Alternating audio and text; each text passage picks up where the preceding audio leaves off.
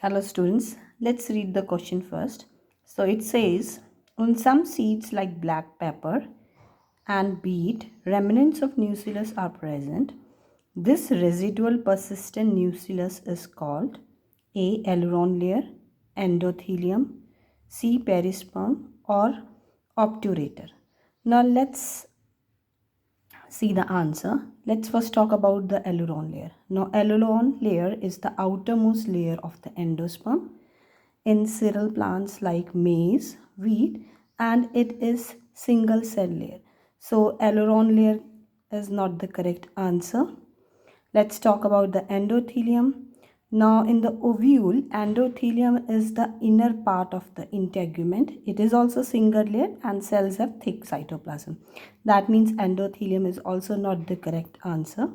Now obturator is a nerve that enables sensation and muscle movement in inner thigh, right? And nucellus is the central part of the ovule and contains the embryo sac.